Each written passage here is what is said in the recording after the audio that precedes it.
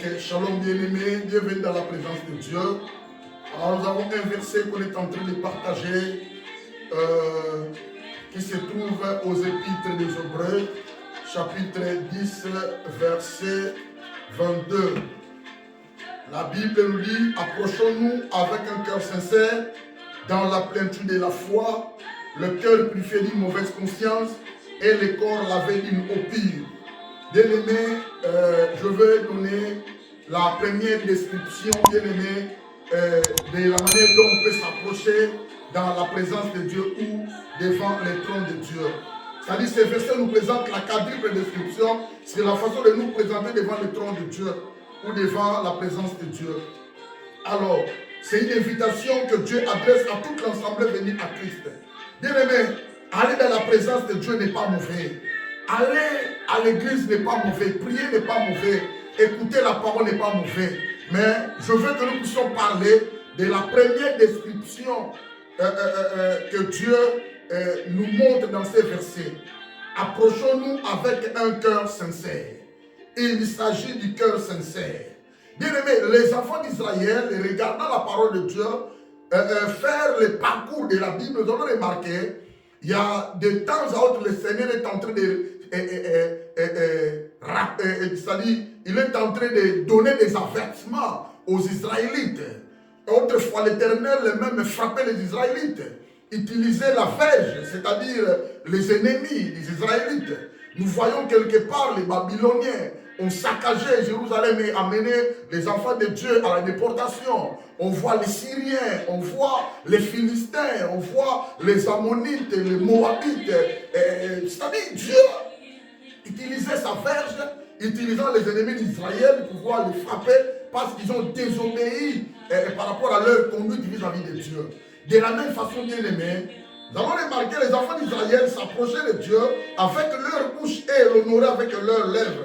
Mais leur cœur était souvent loin de nous, loin de Dieu. Nous devions nous approcher de Dieu avec une totalité sincère. L'Éternel nous appelle, nous invite de lui approcher avec un cœur qui est sincère, mes amis. Alors, quand on dit un cœur sincère, il s'agit premièrement de la sincérité. Quand on parle de la sincérité, bien aimé, un cœur qui s'approche de Dieu, c'est-à-dire une femme, un homme, un enfant qui veut aller dans la présence de Dieu, son cœur doit avoir la sincérité. La sincérité, bien aimé, c'est le caractère de ce qui est sincère. Quand on dit sincère, c'est celui qui est franc. Quand on dit sincère, c'est-à-dire celui qui a la véridique dans sa bouche. Quand on dit la vérité, c'est-à-dire la personne qui aime dire la vérité, qui a l'habitude de dire que la vérité, bien aimé. Quand on dit sincère, c'est-à-dire qui dit ce qu'il pense par rapport à ses intentions. Mais ce sont des éléments vrais.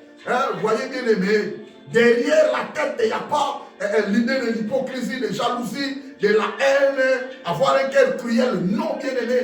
Quand on parle d'un cœur sincère, on voit la sincérité. Deuxièmement, bien aimé, quand on parle d'un cœur sincère, on voit l'authenticité. Quand on dit l'authenticité, bien aimé, un cœur très authentique, bien aimé. Caractère de ce qui est authentique. Caractère de ce qui est exact. Caractère d'un cœur qui a la sincérité des sentiments. Vérité d'un témoignage. Et non les mensonges, bien aimé. Un cœur sincère dans la présence de Dieu, c'est un cœur dont l'absence d'idées, il n'y a pas d'autre chose. C'est-à-dire l'absence d'idées est derrière la tête. C'est très important, mes amis. Bien aimé, le Seigneur est en train de reprocher les Israélites par rapport à leur comportement. Dans Matthieu chapitre 15, verset 7 à 8 à 9, la Bible dit hypocrite. Et Isaïe a bien prophétisé sur vous quand il a dit ce peuple m'honore de lèvres, mais son cœur est éloigné de moi. C'est en vain qu'il m'honore en enseignant des préceptes qui sont des commandements d'hommes. Voilà, bien aimé. C'est-à-dire l'Éternel est en train de reprocher aujourd'hui les enfants de Dieu. Actuellement, l'Église, bien aimée, c'est ça la parole que l'Éternel est en train de nous reprocher. Nous prions, c'est bien. Il y a des églises qui sont remplies avec des gens. Les pasteurs prêchent les paroles de Dieu. Les enfants de Dieu sont dans leur rassemblement chaque fois. Mais le cœur de l'homme. Le cœur de l'homme. Le Seigneur est en train de reprocher le cœur. Le cœur doit manifester la sincérité, l'authenticité et l'absence d'idées derrière la tête. Ce sont des cœurs que Dieu veut dans sa présence, bien-aimés. Voilà, ce que les Hébreux là manquaient, bien-aimés, c'était un engagement authentique envers Christ. Avoir un cœur sincère, cela signifie manifester un engagement sincère devant le Seigneur, parce que le Seigneur qui nous a appelés, bien-aimés. Alors je viens exhorter quelqu'un cet après-midi. Il y a une exhortation qui nous est donnée d'avoir renouvelé nos cœurs vis-à-vis de Dieu. Dieu aime les cœurs renouvelés, bien-aimés. Dieu aime les cœurs sincères, qui est authentique.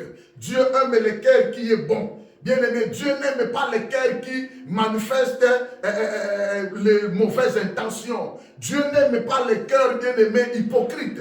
Hypocrisie, c'est-à-dire double face. Dieu n'aime pas comme ça. Dieu voit dans sa présence les enfants de Dieu, ses serviteurs qui vont avancer avec un cœur ouvert, un cœur sincère, un cœur qui manifeste la sincérité, l'authenticité et l'absence d'idées derrière la tête. Un cœur qui s'approche vis-à-vis de Dieu avec la jalousie, avec la haine, bien-aimé, avec le péché. C'est un cœur qui n'obtiendra jamais l'exaucement de ses prières. Ça ne sert à rien d'avancer dans la présence de Dieu avec un cœur mal, un cœur mauvais. Ça ne sert à rien de servir l'Éternel avec un cœur mal, avec un cœur mauvais. Bien aimé, il y a quelques caractéristiques de cœur mauvais. Le cœur mauvais, le cœur qui n'est pas sincère, est caractérisé par l'entêtement, bien aimé. Quand tu vois les hommes bien aimés avec l'entêtement, les hommes ne s'humilient pas. Sache que leurs cœurs sont mauvais vis-à-vis de Dieu. Le cœur qui n'est pas sincère est caractérisé par la folie, bien-aimée. La folie des hommes. La folie des hommes font que les hommes, bien-aimés, n'obtiennent même pas l'intention, ne travaillent pas l'intérêt de Dieu. Le cœur qui a de la folie à l'intérieur, bien-aimé. Le cœur qui n'est pas sincère est caractérisé par la dépravation. La dépravation, c'est-à-dire le caractère du cœur qui est corrompu. Le cœur corrompu, bien-aimé.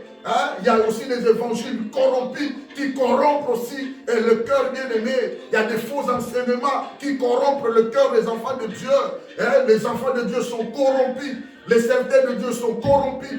Leurs cœurs sont devenus noirs à l'intérieur. Leurs cœurs sont devenus mauvais parce qu'ils ont été corrompus. Le cœur qui n'est pas sincère est caractérisé par la dépravation, la corrompue, le pervers bien-aimé, et qui change le bien par le mal. Aujourd'hui, beaucoup des enfants de Dieu, soi-disant des saints, soi-disant des justes, des serviteurs de Dieu, qui changent le bien pour le mal pour le bien, la vérité pour les mensonges pour la vérité. Bien-aimé, c'est-à-dire, si nous voulons nous approcher de Dieu, approchons-nous avec un cœur sincère. C'est ça la première description. Bien-aimé, c'est très important. Le cœur qui n'est pas sincère est caractérisé par l'expansion et l'excès. Beaucoup des excès, beaucoup, bien-aimé, des excès de mal à l'intérieur du cœur, bien-aimé. Le cœur qui n'est pas sincère, bien-aimé, est caractérisé par la source de tout mal. Tout mal, bien-aimé, toutes sortes de choses mauvaises se trouvent dans le cœur des gens. Ce sont des cœurs qui n'est pas sincère, bien-aimé, devant Dieu. Le cœur qui n'est pas sincère est caractérisé par la source de l'incrédulité et de la convoitise. L'incrédulité et la convoitise, bien-aimé. L'incrédulité, l'endurcissement du cœur. Même si tu prêches la parole, ils écoutent la parole, mais ils s'en foutent de la parole. Ils écoutent la voix de Dieu, mais ils s'en foutent de la voix de Dieu. L'incrédulité, manque de foi. Ils n'ont jamais accepté la parole de Dieu. Ils n'ont jamais accepté les hommes de Dieu. Ils n'ont jamais accepté l'évangile. Mais nous sommes avec eux dans l'église. Ils n'ont jamais laissé leurs habitudes, leur sorcellerie. Ils sont à l'église avec leur sorcellerie. Ils sont à l'église avec leur jalousie, avec leur péché chéri, bien-aimé. Ce n'est pas bien devant la face de Dieu. Tant mieux rester à l'extérieur de l'église avec ta sorcellerie au lieu de venir s'intégrer dans l'église. Pourquoi il y a des divisions aujourd'hui dans l'église? Pourquoi il y a des divisions parmi les serviteurs de Dieu? Parce que le cœur de ceux qui sont là sont très, très, très mauvais. remplis par la source de l'incrédulité et de la convoitise. La Bible dit, la convoitise des yeux, la convoitise de la chair et l'orgueil de la vie ne vient point du Père. Celui qui veut aimer Dieu, celui qui aime Dieu, doit s'écarter de ces trois choses. Voilà bien aimé une exhortation au renouvellement du cœur vis-à-vis de Dieu. Dieu nous appelle bien aimé à renouveler nos cœurs, car il aime un cœur sincère, le cœur authentique et le cœur bon dans sa présence. Voilà bien aimé, nous sommes appelés à renouveler nos pensées, nos intentions.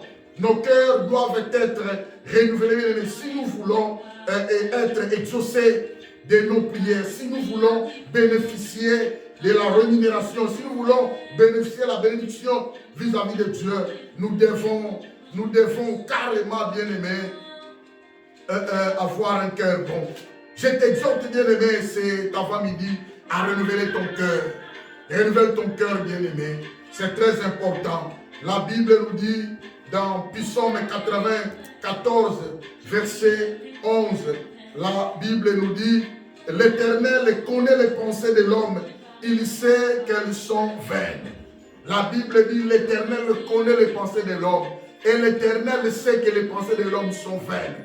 Bien-aimé, renouvelle tes pensées, renouvelle la dimension de ton cœur. Fais en sorte que, bien-aimé, ton cœur soit sincère. C'est la parole de Dieu. La Bible dit, si vous écoutez sa voix, n'endurcissez pas vos cœurs.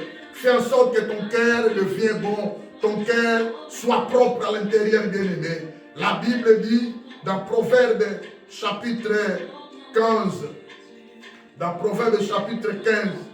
verset 26, lisons la parole de Dieu.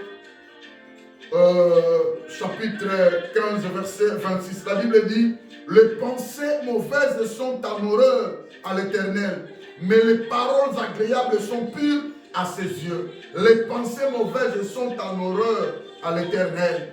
Dieu n'aime pas les mauvaises pensées. Dieu n'aime pas, bien aimé, les mauvaises intentions. Dieu veut que nous ayons des paroles agréables qui seront pures à ses yeux. Bien aimé, je t'exhorte à bien révéler ton cœur. Tu pries beaucoup, bien aimé, c'est pas mauvais. Tu vas à l'église chaque jour, c'est pas mauvais. Tu es à n'importe quel département. Tu es en train de travailler, mais est-ce que tu as abandonné la sorcellerie? Est-ce que tu as abandonné les habitudes du monde, bien aimé? Dieu n'aime pas de mauvaises pensées. Dieu a besoin de paroles agréables qui seront pures à ses yeux. C'est très important pour toi, bien aimé. Prenons Proverbe chapitre 24, verset 9. La Bible dit, la pensée de la folie n'est que péché, et le moqueur est en abomination parmi les hommes. La pensée de la folie n'est que péché. Nous devons éviter cela, bien aimé. Arrange ton cœur vis-à-vis de Dieu. C'est très important. Dans Jérémie chapitre 4, verset 14, qu'est-ce que la Bible nous dit? Dans Jérémie chapitre 4, verset 14, la Bible nous dit, purifie nos cœurs du mal, Jérusalem, afin que tu sois sauvé. Jusqu'à quand garderas-tu dans ton cœur les pensées iniques, les pensées de l'iniquité. Ici, le Seigneur est en train de nous rappeler, bien aimés, de purifier nos cœurs du mal. On dit Jérusalem, mais actuellement, toute l'église bien-aimée, les serviteurs de Dieu, le ministre de Dieu, les enfants de Dieu, les chantres de Dieu, nous tous bien-aimés, nous sommes invités par rapport à cette pensée. Purifier nos cœurs bien-aimés, purifions nos cœurs du mal, afin que nous soyons sauvés. Jusqu'à quand nous allons garder dans nos cœurs des pensées iniques, c'est-à-dire mauvaises pensées bien-aimées. Voilà, l'Éternel est en train de nous rappeler, bien-aimés, de s'approcher de lui avec un cœur qui est béni, un cœur qui est sincère. Prenons, bien-aimés, Matthieu chapitre 9, verset 4. Matthieu chapitre 9, verset 4, la Bible dit, et Jésus connaissait leurs pensées, dit, pourquoi avez-vous de mauvaises pensées dans vos cœurs? Voilà, Jésus est en train de parler. Il a sauvé un paralytique. Mais vous connaissez, ces gens-là n'ont pas voulu que les paralytiques soient sauvés. Les gens ont voulu le malheur du paralytique, qu'il reste comme ça. Mais l'Éternel vient de sauver. Ils ont eu maintenant de mauvaises intentions. Ah, celui-ci c'est qui? Ah, pourquoi il a sauvé? Pourquoi il a fait ceci, bien-aimé? La Bible dit, l'Éternel connaissant leurs pensées, dit, pourquoi avez-vous de mauvaises pensées dans vos cœurs? C'est-à-dire, bien-aimé, c'est très important pour nous de soigner nos cœurs, de laver nos cœurs, de ne pas voir de mauvaises pensées. Dernier verset, bien-aimé, pour ton exhortation d'avoir un cœur lavé, un cœur purifié, un cœur bon, se trouve dans Matthieu chapitre 15, 19e verset. La Bible nous dit, car c'est du cœur que viennent les mauvaises pensées, les meurtres, les adultères, les impudicités, les vols, les faux témoignages, les calomnies. Voilà les choses qui soufflent l'homme, mais qui suivent l'homme. Mais manger sans être lavé les mains, cela ne souligne point l'homme, ne suit pas l'homme. Voilà, bien-aimé, une exhortation pour toi. Bien-aimé, renouvelle ton cœur. C'est-à-dire, en conclusion, bien-aimé, évitons d'être des victimes des signes des temps de la fin, dit l'apôtre Paul. Avec l'apôtre Paul il a souligné 19 traits, 19 caractères humains, bien-aimés, qui fera en sorte que les hommes deviennent des victimes des signes du temps de la fin. Hein, bien-aimé, si tu n'as pas un bon cœur, tu marches avec un mauvais cœur, bien-aimé, dans la présence de Dieu, carrément tu es le serviteur de Satan, mais à l'église de Dieu. Évitons cela. Évitons d'être des victimes des signes du temps de la fin, dit l'apôtre Paul dans 2 Timothée, chapitre 1 à 5. Il y a 19 caractères humains des derniers jours qui montrent la corruption totale des êtres humains. Lisons, bien-aimés, la Bible dit, sache que dans les derniers jours, il y aura des temps difficiles, car les hommes seront égoïstes, amis de l'argent, fanfarons, hautains, blasphémateurs, rebelles à leurs parents, ingrats, irréligieux, insensibles, déloyaux, calomniateurs, intempérants, cruels, ennemis des gens de bien, traîtres, emportés, enflés d'orgueil, aimant le plaisir plus que Dieu, ayant l'apparence de la piété, mais réunions ceux qui ont fait la force. Éloigne-toi de ces hommes-là. Il y a 19 caractères bien-aimés qui rongent le monde actuel. 19 caractères bien-aimés qui sont dans le cœur mauvais, qui utilisent le cœur de ceux qui sont mauvais. Bien-aimés, évitez d'être les victimes bien-aimées des signes du temps de la fin. Évitez cela. Soigne ton cœur, purifie ton cœur par le sang de Jésus. Le sang est disponible. Le Saint-Esprit est disponible de te purifier, de te sanctifier. Que ton cœur soit béni, bien-aimé. Que ton cœur devienne propre, bien-aimé. Que ton cœur, bien-aimé, ait de bonnes intentions vis-à-vis de Dieu. Tu ne peux pas approcher Dieu avec un mauvais cœur. Tu n'auras pas d'exaucement. Que Dieu te bénisse, bien-aimé, en ce qui concerne la sincérité de ton cœur.